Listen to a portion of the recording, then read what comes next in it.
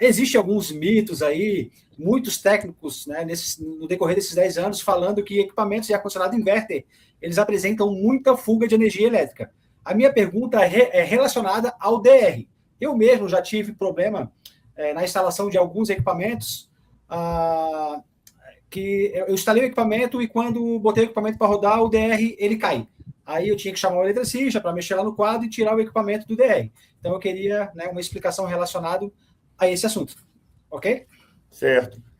O que acontece é que a gente, muitas vezes, é o vício do dia a dia, com alguns tipos de componentes. Por exemplo, o DR que você está mencionando aí, provavelmente era um IDR de 30 miliamperes, que é o IDR mais comum que a gente utiliza nas nossas instalações.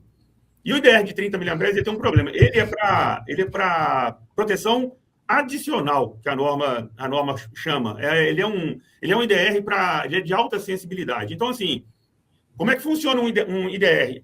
Até 50% da corrente nominal dele, ele não pode atuar. Então, se eu estou com um IDR de 30, até 15 miliamperes ele não pode atuar. Se um IDR fosse fabricado assim, sem essa condição, o IDR ia ficar desarmando a todo momento.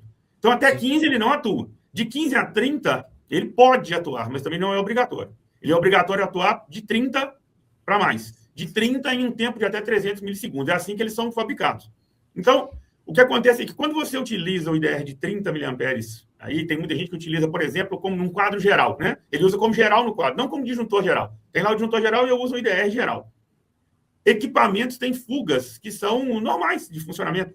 Eu posso ter uma pequena corrente circulando ali. Sozinho, aquela corrente não tem nenhum tipo de problema, mas quando eu somo as fugas de vários equipamentos, eu posso fazer com que esse IDR atue. Só que o IDR de 30 miliamperes não é o único que existe. Existem IDRs de 100, de 300 miliamperes, que você pode utilizar. Aí ele vai fazer aquilo que eu falei antes aqui, seccionamento automático. Ele vai fazer a proteção contra choque com seccionamento automático. Ele vai desligar o circuito. Porque o IDR de 30 miliamperes ele é obrigatório em algumas áreas que a NBR 54 avisa lá num determinado item.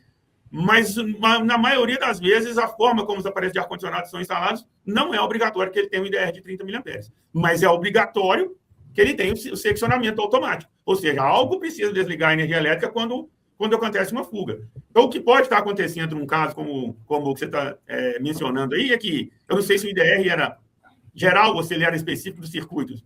Não, provavelmente é geral. O que acontece? A gente sabe que existe muita economia das construtoras, onde, geralmente a gente chega para instalar um ar-condicionado, onde já está lá o forno elétrico instalado, a máquina de lavar, a geladeira, está tudo instalado. Aí quando tu chega com 4, 3, 2 equipamentos para instalar, acontece. Então não é totalmente dimensionado para o equipamento. Então o ideal